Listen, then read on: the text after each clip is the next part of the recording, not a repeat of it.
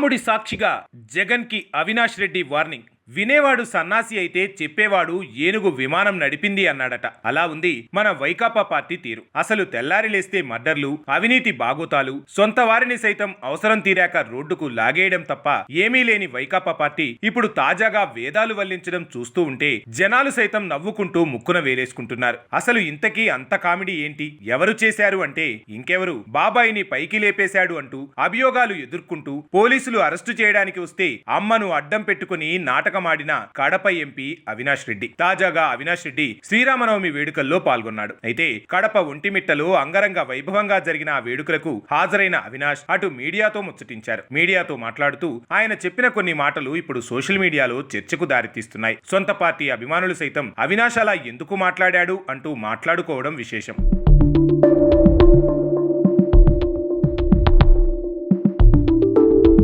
అసలు ఇంతకీ అవినాష్ ఏం మాట్లాడాడు అంటే, ఈ రాష్ట్రంలో ప్రజలు, రైతులు అందరూ సుఖ సంతోషాలతో జీవించాలని ఆ సీతారాములను కోరుకున్నాడట. అంతేనా, త్యాగానికి, ధర్మానికి ప్రతిరూపమైన ఆ శ్రీరాముడి గురించి భావితరాలకు కూడా తెలియాల్సిన అవసరం చాలా ఉందట. ప్రతి వ్యక్తి ఆ శ్రీరామచంద్రుణ్ణి ఆదర్శంగా తీసుకుని ఓ మంచి కొడుకుగా, మంచి భర్తగా, మంచి తండ్రిగా, మంచి అన్నగా, మంచి స్నేహితుడిగా మెలగాలని నేను దేవుణ్ణి కోరుకున్నాను అని చెప్పుకొచ్చాడు. అంతా బాగానే ఉంది. కానీ అవినాష్ రెడ్డి ఇచ్చిన స్పీచ్ ప్రజల కన్నా తనకు, తన అన్న జగన్ కే బాగా ఉపయోగపడుతుంది అని చెప్పవచ్చు. ఎందుకంటే తన అన్నేమో తండ్రి శవాన్ని ఆధారంగా చేసుకుని రాజకీయ పబ్బం గడుపుకోగా, ఇక అవినాష్ అయితే అధికారం కోసమో, అవసరం కోసమో, లేక ఇతరత్రా కారణాలు ఏమైనా కానీ సొంత బాబాయిని పైకి పార్సిల్ చేసిన పనిలో మాత్రం గట్టిగానే ఇన్వాల్వ్ అయినట్లు బలంగా వినిపిస్తున్న మాట. అదీకాక రాముడి గురించి తాను మాట్లాడిన మాటల్లో అస్సలు తప్పులేదు. కానీ ఆస్తుల కోసం జగన్మోహన్ రెడ్డి తన తల్లినే కోర్టుకీడ్చారు, చెల్లిని, ఆమె పిల్లల్ని మోసం చేశారు అని వైఎస్ షర్మిల తరచూ అన్నని నిందిస్తూనే ఉంటారు. ఆమె మాటల్ని పట్టించుకోకపోయినా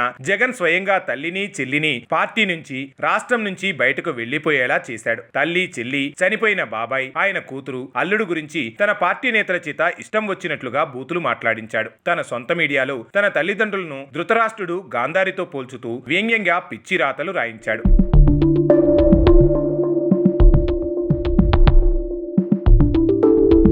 మరి ఇన్ని వెధవ పనులు చేసిన వీళ్లు ఇద్దరూ రాముడి గురించి, ఆయన గొప్పతనం గురించి మాట్లాడటం వింటుంటే మరీ హాస్యాస్పదంగా ఉంది అంటున్నాయి సోషల్ మీడియా వర్గాలు. మరో వాదన సైతం వినిపిస్తుంది. అవినాష్ రెడ్డి మాటలు జగన్ ని టార్గెట్ గా చేసి మాట్లాడా అన్న ఆలోచన కూడా లేకపోలేదు. ఓ మంచి కొడుకుగా, మంచి అన్నగా మెలగాలని సైతం జగన్ కి అవినాష్ సూచిస్తున్నట్లు కూడా అనుకోవచ్చు. అదీకాక బాబాయి వివేకానందరెడ్డి హత్య కేసులో ఆరోపణలు ఎదుర్కొంటున్న అవినాష్ రెడ్డి శ్రీరాముడి గురించి ధర్మం, న్యాయం, త్యాగం అంటూ మాట్లాడటం కాస్త హాస్యాస్పదంగా ఉన్నా అప్పుడప్పుడు ఇలాంటి కామెడీ సీన్స్ లేకపోతే రాజకీయాలు మరీ బోరు కొట్టేస్తాయి అంటూ వాపోతున్నారు. ఏది ఏమైనా అవినాష్ మాట్లాడిన మాటలు ఎలా ఉన్నా సామాన్యుల లెక్కల్లో ఆ మాటలన్నీ జగన్ కే అన్నట్లుగా వెళ్లడం చూస్తూ ఉంటే వాళ్ల స్వభావం ఎలాంటిదో అర్థం చేసుకోవచ్చు. మొత్తంగా చూసుకుంటే రాముడి సాక్షిగా జగన్ కి అవినాష్ రెడ్డి వార్నింగ్ ఇచ్చినట్టేగా.